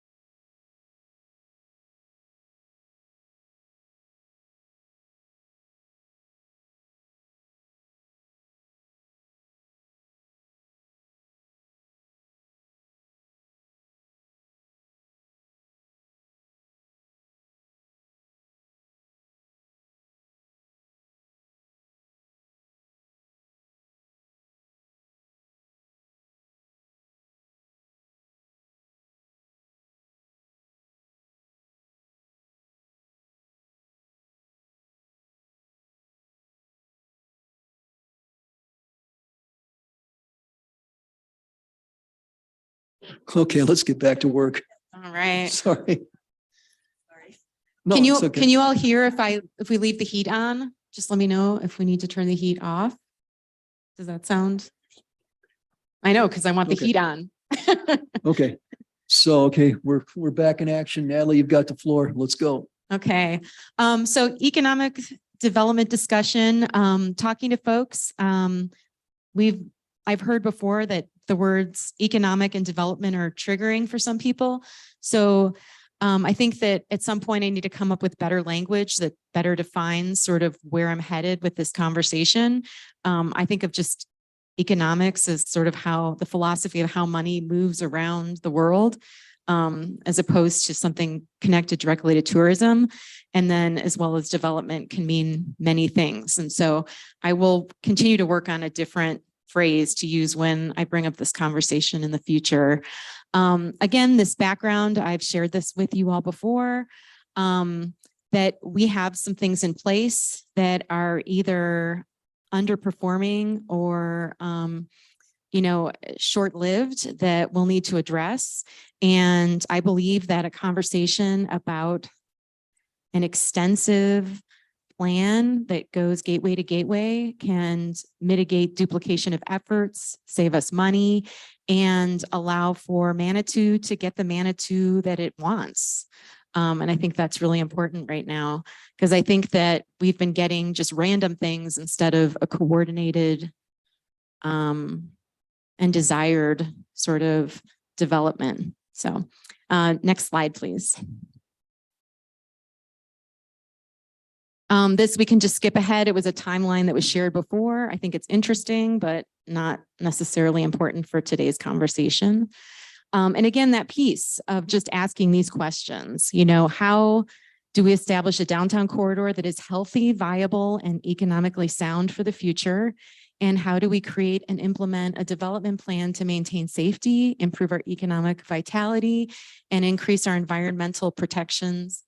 And I can't quite see the rest, and manage social equity. And so I think that if we're not strategic and intentional, we can lose some of the things that we care a lot about. And next slide.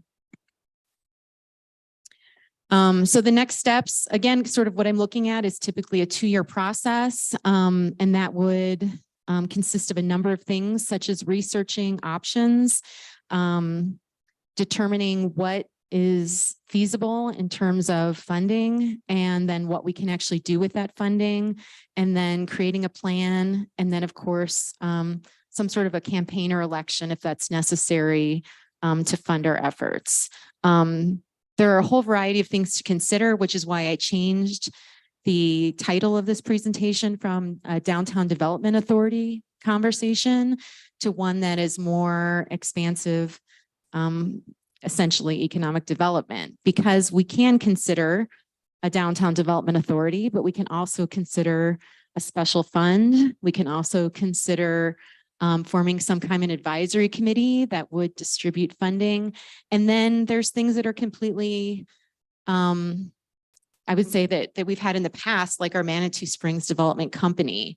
My guess is that we would probably end up doing some kind of a hybrid that would incorporate some of these things being supported by the city, and others being supported by some sort of outside entity like a development company, since a city cannot advocate for certain types of industry or development. And next slide. So I just threw up a bunch of ideas. Again, these are just ideas that were in my head, so I don't want to scare anyone if they don't like it. And I also don't want to scare anyone if they don't see what they would like up here on the list. But I just started listing things that happen, again, archway to archway. And so I guess that's sort of just kind of trying to inspire ideas around what this is capable of doing. And then just some other things, like Art on the Avenue is not something that I believe that this entity would take on, but it could certainly support it because it would follow all along the lines of that gateway to gateway experience. And next slide. So in terms of this, I have questions, concerns, additions, changes, and next steps. Basically, the big ask is that I'm asking for $20,000 to invest in a next step. And there's a couple things we could do with that, but ultimately I'd be asking us to then potentially charge Denise and the city with sort of recommending what that next step looks like, whether that research piece would come under sort of a staffing situation, whether it's something that we would go and look for an outside consultant or support around, what that looks like. So I feel like if we were interested in pursuing this, this would be a problem that we would hand off to city staff to solve for us, with the direction and idea of sort of where we're headed with this conversation. Would you like to? I don't know. No, I think if council wants us to really look at this and doing a DDA, and I think you've spoken with the chamber also, and they're willing to put 10,000, is that correct? That's correct. So we would really pull that together. It would fall under planning. We would have them put this together. We would do a consultant, I'm sure, to look at it, all the details, what it would entail, and then bring back to council if that's the direction you want. If there's something else you want us to do or that council would like for us to look at, we can definitely look at doing that too. And I guess to make it sort of real world, right? That the LaFawn property, I've had a number of people say to me, how do I advocate for what I want on that property? And I'm kind of at a loss to how to do that. I'm like, call the phone number on the sign. I'm not really sure how to do that based on where we are right now. And I think that, again, if we had a plan and a clear understanding of what we wanted in place, we could advocate for that sort of, again, with sort of an intention and a plan behind it. I know that the Stagecoach is probably going to go up for sale in about 6 months. And again, is that a property that the residents and community would like some say in sort of what that looks like? I think that there are going to be some opportunities coming forward, and I believe that this could really help with that. And then there's other basic things like I think like snow removal on the sidewalks. I think like the URA pays for snow removal, and then there's sort of the no man's land that the city handles, and then the bid handles snow removal in the downtown area, and then the map section goes back to the city again. And that feels like kind of a bizarre process for handling sort of a basic service that we need in our community. So I just think that there's some low hanging fruit, and I think there's some more maybe complicated things, but I think that this provides us with an opportunity. And again, like with what John Shada said the other day too, with, Hiawatha Gardens, if we want to look at turning parking lots into parks, I feel like need a plan for that. I mean, that can be complicated, or it can be something that we try to handle in a one-off way. And I just question how successful that would be without it having a clear vision. So those are my thoughts. And so again, I realize today is a regular meeting. We could potentially make a motion today, but I'm also willing to move this conversation forward to Saturday as part of that larger piece of how we sort of fund a number of projects in Manitou. Natalie, one of your previous presentations on this topic, I think you had one of your slides had kind of an overview of what a DDA does, what a bid does, and maybe it was a URA. I think there were 3 things. Can you just want to give us a real quick rundown on what differentiates those different organizations and what their roles are? Let's see. So I think the difference between a DDA can also use TIF funding, but it is structured so that everything would come through council. It is different from a URA, but the funding mechanisms can be somewhat similar. A bid, I guess I'm trying to think. I don't have that information with me because I'm actually not advocating for any particular option right now. I think the idea is that I think there are a number of options. I think today, if you were to ask me, I'd actually probably advocate for something in the neighborhood of like a fund similar to the transportation fund, and a portion of that would go toward the city to manage some aspects of things. And then there would also be maybe a Manitou Springs development company, so that you'd have an arm that could advocate for again, certain industries, if we wanted a grocery store or something along those lines, and then another arm that would handle things like snow removal. Because I think that when it comes to services like snow removal, if something falls through with the bid, the city has to jump in and take care of that, right? That snow removal isn't an option. And so, so I'm actually thinking that a hybrid model, and I'm actually kind of not necessarily advocating for a DDA in this moment, based on my research, but my research has been limited with the idea that I am not an expert in this. And I honestly do not know how much money we can even expect to generate through each option to even know what we can expect those funds to actually contribute. So I don't really want to dive into the details of the difference between the DDA and the URA today, if that's not even something that we end up pursuing. Okay, thank you. Council, okay, Judith. Yeah, thank you, Natalie, for all the time and energy you put into this. I met with Natalie one-on-one because I've been really spending a lot of time kind of trying to wrap my head around what is it in Manitou that we need in order to create a vision for what we want our city to be. And I'm one of those people that have trouble with the word economic. I think that this town needs a real intentional development strategy. And we can certainly extend this conversation to Saturday, because I want you to think about some thoughts I've had, especially because traffic, cars, moving people around, parking is still the number one issue that we are dealing with. And I realized that Manitou is in the import-export business. We import cars and people, and we export cars and people.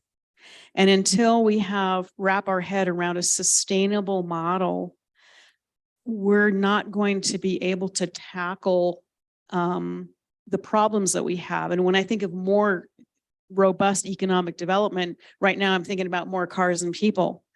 And when I think about the LaFun property, for example, if the developers choose to put a strip mall in there and they put another jerky store and a sexually oriented business, I mean, that train's left the station, right? So I think we need to, as a city, ask ourselves, what is it we need? Right now, we import 50% of our students in D14, 50%, and it looks like that's going to grow.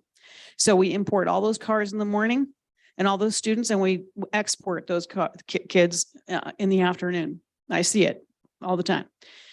We import our workers. Only 4%, I think, of our people live and work here. 203. We also have about anywhere from 106 to 109 city employees. That's including full-time, part-time, seasonal, and only 15 live here currently.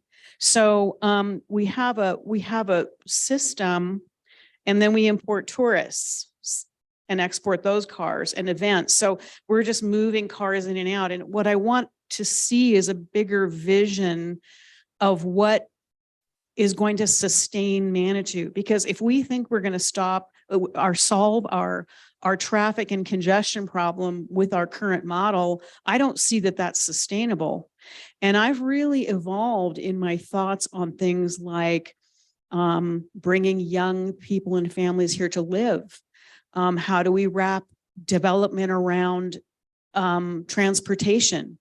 We don't even have a bus for our residents that runs year round. So I think this is a great place to start, but I think that we need to really expand this to like, is this sustainable? What does this look like? Is intentional development working to get all of the things that I drive out of Manitou for? Because I don't really buy a lot. I buy food. I buy, things to sustain me. So I have to get in my car and leave Manitou for all those things, to go to the hardware store, the grocery store, to pick up my prescriptions, so on and so forth. So I think that I love having this conversation. I think we just need to embiggen it and take a look at the big city-wide issues we have. So on any given day when I volunteer at this elementary school, I see this long line of cars, bumper to bumper traffic coming into town, dropping their kids off. And then when I pick up my 6-year-old the bumper to bumper cars. And to me, we need to think bigger than expanding our just our business development. So anyway, I'm just want food for thought, nothing more than that. Thanks. Okay, thank you. Other thoughts, Nancy? Yeah, I'm very interested in this, whatever we want to call it, economic development or something else.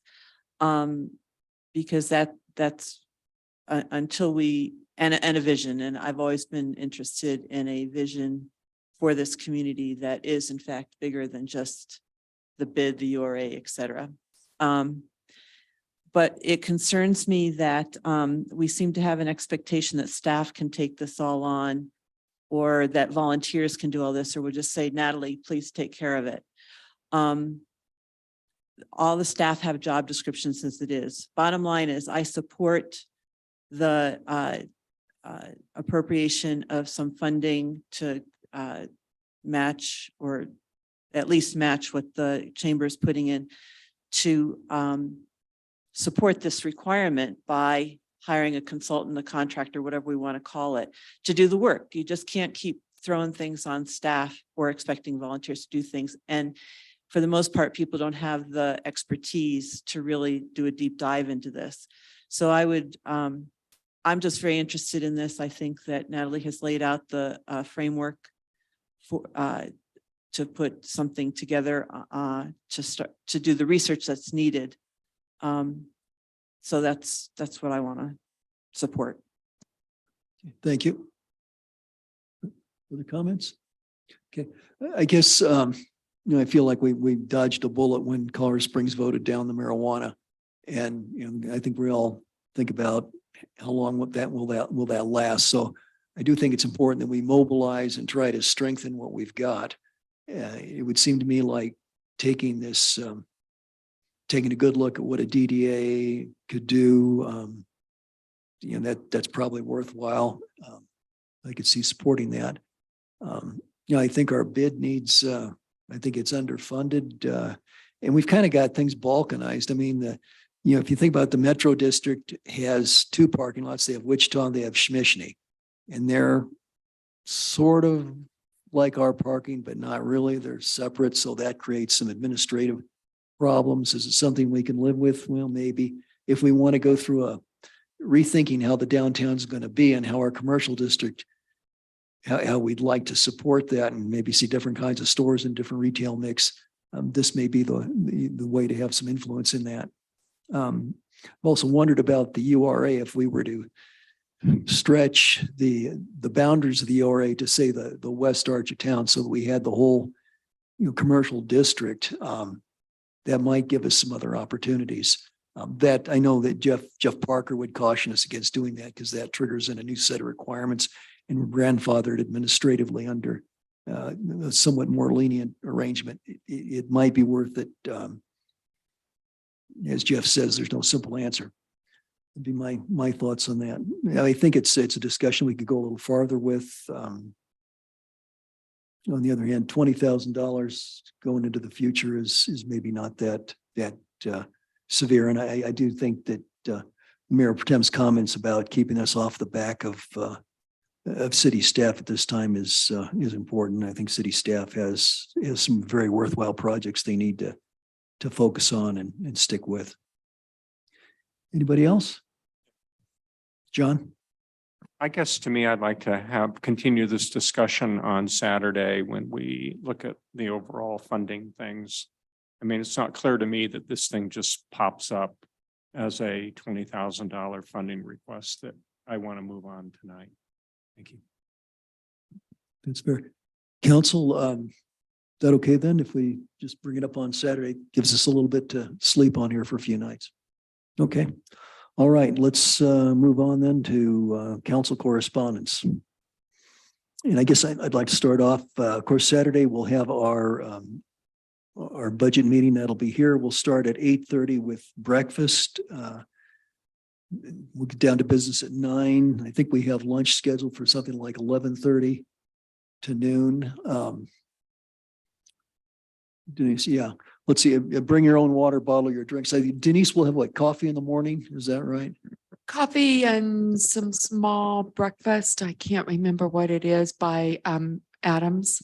So there'll be some, I'm sorry, I can't remember what the menu is. And then we'll have a lunch at 11:30. And then I'll have some small snacks in the afternoon.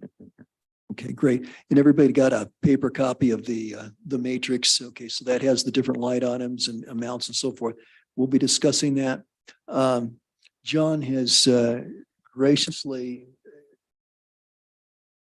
volunteered to do something similar to what he did last June, and that is to allow us to have an interactive way of sort of like doing a communal vote or bidding, so we can all enter our amounts. So we'll have that.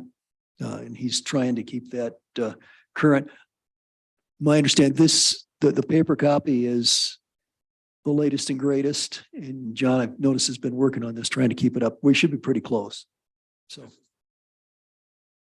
Okay, it's the final. Of course, there's always changes if we get new information, but that's what's on Civic Clerk right now. And then I sent it to you, and it's very minor compared to what yours. I don't think you want to take the time and the energy to make changes to So yours. is that somebody's proposal, or I haven't looked at it yet, or is that something we voted on last time, or there's no No, title? What, yeah, it's a title. It says, I don't have it in front of me. Oh. It's the same that we did last time, which talks about all the requests that we currently have. You may want to add things or whatever. It's a starting point. Then we put the June on there, what you approved, and gave you quick updates on those. So it's exactly what happened last time. There is a title there that says it. It talks about the reserves and what you want to do and those things. So I think it's all on top that explains that pretty well. And it has page numbers, it has the date, it has all of that. Yeah, it says possible capital funding projects. So it's really kind of these recommendations from staff and ideas and in some notional price tags and that sort of thing. John, did you have some comments you wanted to make about your spreadsheet and so forth? About the only thing that's going to be different that I'll bring is it, and it just made more sense to me to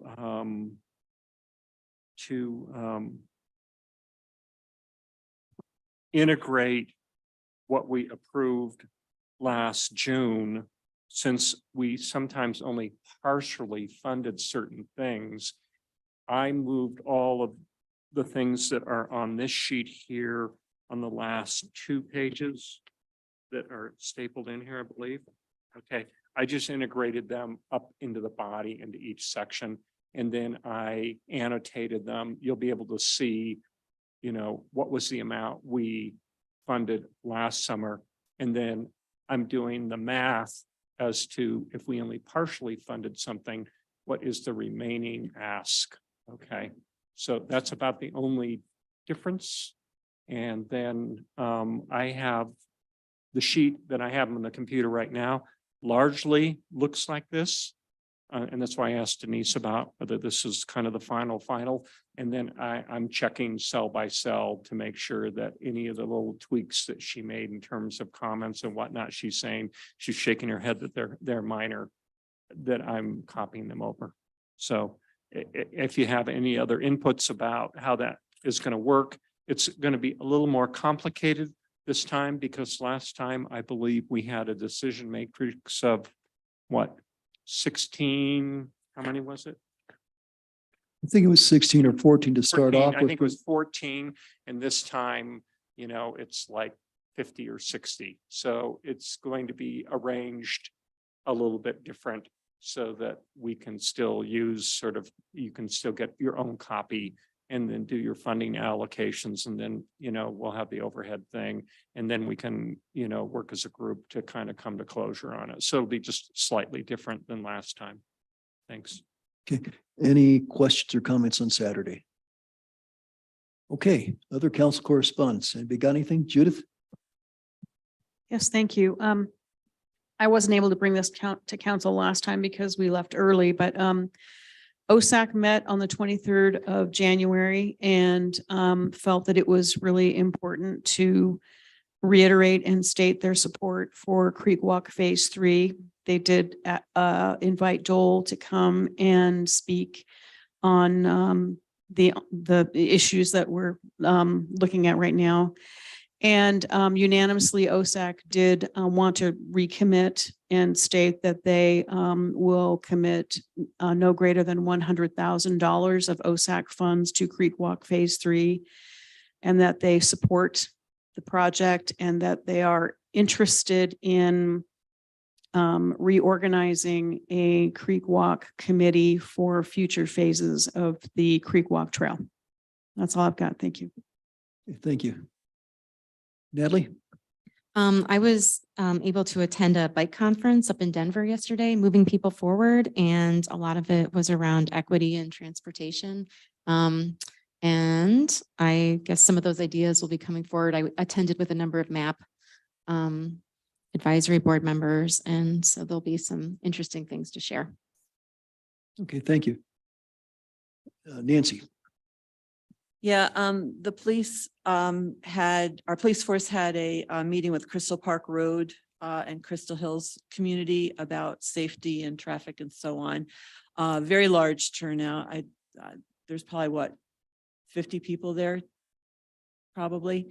I think it was very, very well attended, and everyone, I think the officers did a great job in their presentations. They had a lot of data to present. The folks were very respectful, which I wasn't sure was going to happen or not. So it was I think it was an overall a very good meeting. I also went to the Housing Advisory Board, and you saw some of that this evening, but also they're looking to revise their energy efficiency program. If you're not familiar with that, it's a program where they're originally we're incentivizing folks to have energy, particularly as it pertains to water. So energy efficient toilets, heat pumps instead of, thank you, et cetera, et cetera. So they're in the process of that. It's not been as well received as I think we had all been hoping. So they're looking to revise it to make it more appealing to folks. Also went to the URA board meeting, and they're working very closely with LaFawn. If you haven't seen it, it's all pretty much leveled now. All the structures are gone. The pool is gone. And Natalie, you asked about people who have interest. They are communicating regularly with Paragon. Jim is certainly, and brings and they are very, very interested in ensuring that whatever development goes in there is within the values of Manitou Springs. So they will work with the developer to help ensure that. So more to follow on that. And they also elected their officers, and Debbie Sagan was reelected as chair, John Maynard as vice chair, Ann Nichols as secretary, and Alan Gregory as treasurer. That's all I have. Thank you. Just to clarify, Nancy, so if someone approaches me and says they'd like to write a letter, they should reach out to the URA? I mean, I haven't asked the URA's permission, but I'm sure that they would be interested in getting that information, since they are the ones, I mean, they are communicating with Okay. Paragon. Thank you. So I think they would appreciate the feedback. Okay, thank you. Anybody else? Julie? I don't know that this is really correspondence, but Judith mentioned something about, there might be a sex shop at the in a strip mall that may come here. I thought that when I was on the planning commission, the vote was, majority vote was that no sexually oriented businesses are allowed in Manitou, period, end of story. Wasn't that the outcome? Because I remember I remember that unless it got modified later. Let Nancy speak to that. I The think she the knows some. exclude, yeah, because I was very involved in that. The ordinance had, you can legally put in exclusions. So 500 feet from a school, 500 feet from marijuana businesses, et cetera, et cetera. So the first council I was on, put through an ordinance that put in all the exclusions that basically made it impossible for and they were all valid exclusions. So So in other words, once you apply all the exclusions, the answer is there's not one parcel of property in the entire city not, that would nothing that's qualify, developable. right? Correct. Okay. Just to clarify, so And we there probably was- won't have a sexually oriented business there. Correct. We probably won't That have a is correct. supermarket either. Yeah. At Yeah. least it won't be an Yeah. SOB. And, it's open to, Jeff volunteered to go to the Supreme Court to fight it in case anyone Yeah. brought it. Yeah, save but- your pennies. We should have a $100,000 reserve that we can talk about on Saturday to pay. But we for did that. have a state attorney who made the proposal and went through the legal arguments for it. So hopefully it's good. Right, but they told us there's no precedent for this. It would be. There's no other city has done this where it was deemed legal. It's not been tested. I think the land use development code that we passed had some specific things on that. And it seemed to me like that you can't have a sexually oriented business within 750 feet of a trail or something like that. So I guess if you want a new trail someplace, this would be a good time to do it. No, because we already have 0 places in the entire city. If I wanted to sell my house to a sexually oriented business or anybody in the URA or anybody in the commercial district or downtown, no. It was crafted in such a way so that the answer is you have to go to Colorado Springs if that's what you want. I wasn't disagreeing with you. I was just saying you could always put a trail in someplace. And Mayor, we probably should not go into too Okay. much discussion. Okay, all on right, this at good this thing. time. Okay, so let's move right along. Anything else on council correspondence? If not, city administrators report. I have a couple of exciting things. One is we're holding our first ever Citizens Academy. It's open, applications are open until March 1st. Anybody's interested, please go on our website. We already have applications. We had applications our very first day. So that's exciting. And all the information is on our website. The other thing is Friday, April 7th. This is really important to put down and we're pushing out as much as we can, but let everybody know. We're doing a clean sweep registration event is live, which means that we're hosting, and it's not us, it's El Paso County, Teller County households. They're doing it, but hosting an event to dispose of mattresses, box springs, tires, and most electronics. So as you know, trying to get rid of those things can be very challenging. But an appointment is required, 1 ticket time slot per household allowed, and click the link. We'll get that out. It's on our website. It's on our Facebook. It's everywhere. We're trying to get it out. This is a huge service. So please make sure you tell people about that. Then the fire department has developed an emergency medical service, as all of you know, and our first transport service is scheduled right now for February 12th. We've hired the people and that's when it will go live. So that is our plan unless if something happens, which, something can always happen. But right now, February 12th will be our first, we'll open up the emergency service part of that you so kindly funded as we're moving forward. So that's what I have right now. Okay, if that covers everything. I'd take a motion to adjourn. I move we adjourn. Second. Okay, all in favor, say aye. Aye. Okay, all right. Thanks much. We'll see you Saturday, 8:30.